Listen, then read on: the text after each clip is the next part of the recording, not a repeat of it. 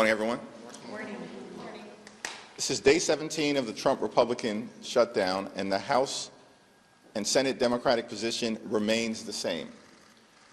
We look forward to sitting down with anyone, anytime, any place, either here at the Capitol or back at the White House, to reopen the government, to enact a spending agreement that actually makes life better for the American people, while also addressing decisively the Republican health care crisis that continues to hurt everyday Americans all across the country. Every day that goes by, there are people throughout America receiving notices that their health care premiums, copays, and deductibles are about to skyrocket. In the district in upstate New York, the North Country, currently represented by Elise Stefanik, there are couples who currently pay about $2,000 per year for their health insurance premiums because they benefit from Affordable Care Act tax credits. When those credits go away, that same couple will now pay more than $20,000 a year. They cannot afford that. These are working class Americans living paycheck to paycheck, struggling to get by, can barely survive, yet alone thrive. In this country, and this is the wealthiest country in the history of the world. So House and Senate Democrats are going to continue to hold firm as it relates to a basic common sense position that when we enact spending bills, we should be helping the American people, not hurting them.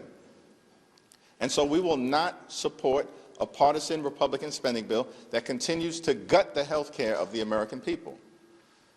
But we will continue to extend that offer to our Republican colleagues and to President Trump and members of his administration. Let's sit down in good faith to reopen the government, to stand by our hardworking federal employees, to enact a spending bill that actually improves the quality of life of the American people, and to address the health care crisis that Republicans have created, devastating people all across the country, including in rural America, in black and brown communities all throughout America, in urban America, in the heartland of America, and in small town America. Questions? There you go. Thank you. It's looking increasingly unlikely that the shutdown will end before the end of the month, and some members of your conference have said that they'll forego paychecks at the end of the month. During the shutdown, are you going to make the same commitment now that it's getting closer? We have a caucus meeting later on today. I think that's going to be one of the issues that we'll discuss.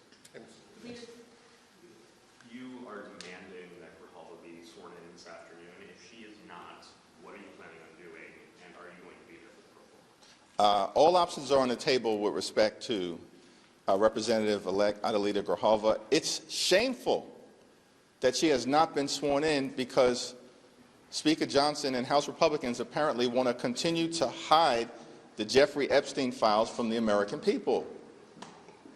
This has gone on now for weeks. And so it's my expectation that if she is not sworn in today, during the pro forma session today, as the Arizona Attorney General has made clear, expect swift and decisive legal action. Following up on Grijalva, did you hear back from the Speaker in response to the letter that you sent him yesterday? I have not heard back from the Speaker yet, but House Republicans and Senate Republicans have gone radio silent since the Oval Office meeting that took place about 3 weeks ago because they have no defensible position. Their position is we want to continue to benefit the wealthy, the well-off, and the well-connected and promote the lifestyles of the rich and shameless. That's the Republican position. That's what they did with their one big ugly bill. Largest cut to Medicaid in American history, devastating people across the country, ripping food from the mouths of children, and they did all of that so they could reward their billionaire donors with massive permanent tax breaks. And now with the Affordable Care Act tax credits expiring, they have zero interest in spending a dime to help out working class Americans. By the way, same group of people that found $20 billion, matched by another $20 billion, that the American taxpayers will be on the hook for $40 billion in total to bail out Argentina and they can't find a dime to protect the health care of the American people? This is extraordinary stuff. And no word from the Speaker about any of it, because they just continue, unfortunately, to be rubber stamps for Donald Trump's extreme agenda. Leader Jeffries, food banks are preparing for a surge. Federal workers are missing their paychecks, and millions of Americans could soon lose out on their food assistance. So at what point does this shutdown become too painful to continue these health care demands? Well, we need to reopen the government, and we need to reopen the government now. Part of the problem is that House Republicans are nowhere to be found. Literally have been on vacation for 3 consecutive weeks, have canceled votes for 3 consecutive weeks. They are in the Legislative Witness Protection Program. No one can find them here in the Capitol, and no one can find them in their districts. They're not holding town hall meetings. They're not visiting federal employees. They're not engaging with their constituents. They've been on vacation for 3 weeks, House Republican, in the middle of a shutdown. And so what we need is for them to come back to work so we can work this out, reopen the government, stand by our hardworking federal employees. By the way, the Trump administration this year, before the shutdown, has forced out over 200,000 civil servants. That's before the shutdown. So they've already been targeting viciously and maliciously federal civil servants, undermining the ability to provide services to taxpayers in an effective and an efficient way. And so cruelty has been the point for this administration. We know this because the OMB director said his goal was to traumatize federal workers and thereby traumatize the American people. That's their words. Paul? Do you have any information or update or anything about this bizarre happenings with flags and maybe one flag in the swastika and now potentially more flags? Has anybody given you any information about that? We've not gotten any information specifically from the Speaker or from House Republican leadership, although it is a matter of deep concern. Like, we've already seen a rise in political violence and hatred in America. And then you've got swastikas apparently appearing in the offices of Republican members of Congress. You've got young Republicans engaging in the most anti-Semitic and racist speech possible. Like, this is apparently who many of these people are. They are ripping the sheets off in plain view of the American people. Their words, their actions, revealing themselves in so many different ways. And then you got Caroline Leavitt, who's sick. She's out of control. And I'm not sure whether she's just demented, ignorant, a stone cold liar, or all of the above. But the notion that an official White House spokesperson would say that the Democratic Party consists of terrorists, violent criminals, and undocumented immigrants, this makes no sense. That this is what the American people are getting from the Trump administration in the middle of a shutdown. So their actions continue to speak for themselves, which is why they're on the wrong side of public sentiment. Question on the shutdown. Thanks. Yeah. Thank you. Do you have any comment on the New York City mayoral debate yesterday and how long you're still waiting to endorse Zoran? Yeah, I haven't gotten a chance to review it. I do expect to speak to the Democratic nominee, Zoran, at some point before early voting. Mr. Leader. President Trump has said he's canceled the Gateway project. He's going to be prepared to slash welfare benefits in his latest comment. Is that even legal, what he's proposing to do, and does that make it harder to resolve the shutdown? Yeah, we're going to continue to stand up for the American people. Cancel the cuts, lower the costs, save health care. We've made that position very clear from the beginning, and we're not moving. We're not going to bend. We're not going to break, because it's the health care of the American people that's at stake.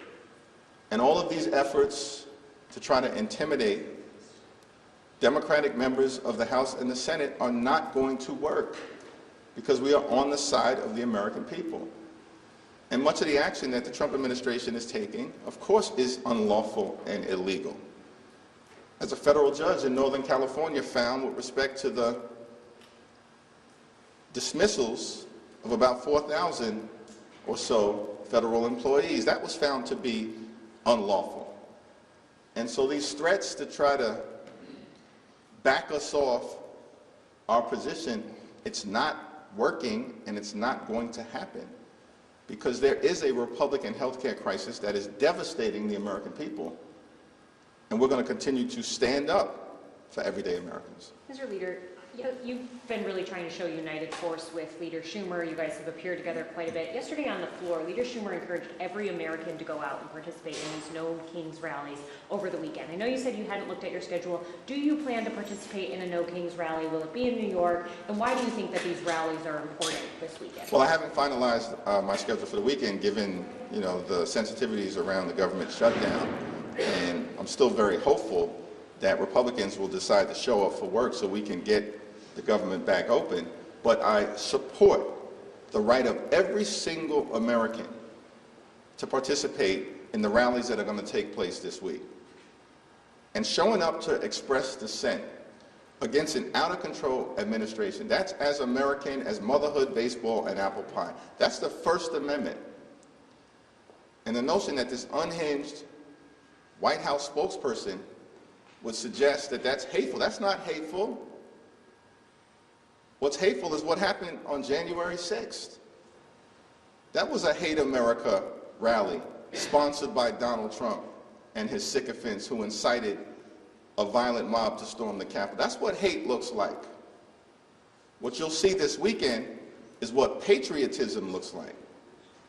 People showing up to express opposition to the extremism that Donald Trump has been unleashing on the American people, and Donald Trump's failures, the Republican failure to keep their core promise. Because you know what their core promise was last year? They were going to lower the high cost of living. They haven't lowered the high cost of living. Costs haven't gone down on day one as they promised. They lied to the American people. Costs have gone up.